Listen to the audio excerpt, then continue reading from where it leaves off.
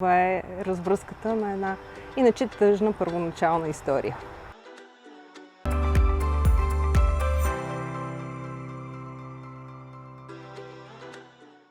Здравейте! Ние сме Грейс и Божана.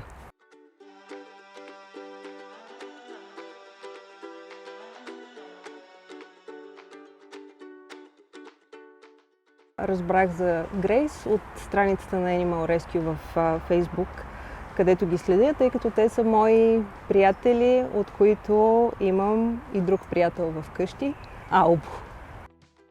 Точно опита ми с Албо, който имаше проблеми от ортопедично естество, всъщност е нещото, което ми даде увереност, че ще можем и този път да се справим, тъй като със сигурност животинче с подобни състояния изисква малко повече внимание и по-различен тип грижа.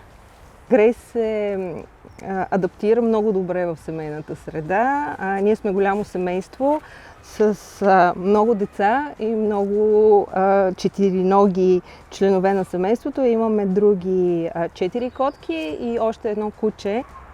Прекарваме доста време заедно, включително и в структурирани занимания, тъй като нейният вид, нейната порода предполага по-сериозни занимания. Здобихме се с Грейс не като малко котре, което беше едно от първоначалните ми притеснения, но тя е изключително добра по нрав и много интелигентна, така че бързо наваксва.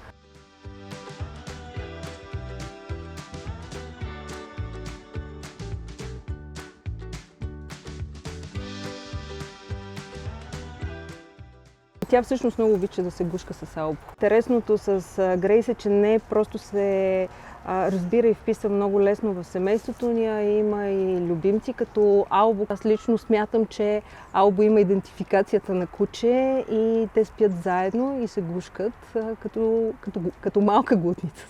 Грейс дойде в нашето семейство след като е била намерена завързана на пейка в Борисовата градина с много сериозна тежка травма, остаряла вече, така че подлежеше на изключително тежка ортопедична намеса, при която беше подменена цялата тазобедрена става. За щастие тежка операция, но благодарение на доктор Златинов успешен завършек.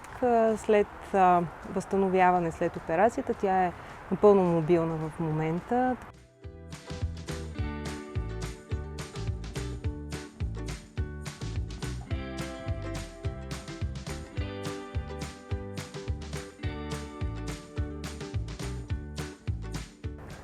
Това, че имаме Грейс в къщи, донесе още много любов в нашето семейство. Затова апел към всички, които са решили да вземат животно, без значение дали е породисто или не е. Домашният любимец не е любимец и не е нещо. Той е някой и ангажиментът към него е завинаги. Затова апел към всички, които са решили включително и да си купят куче, бъдете отговорни и още по-голям апел към всички: не купувайте животни, осиновете приятел.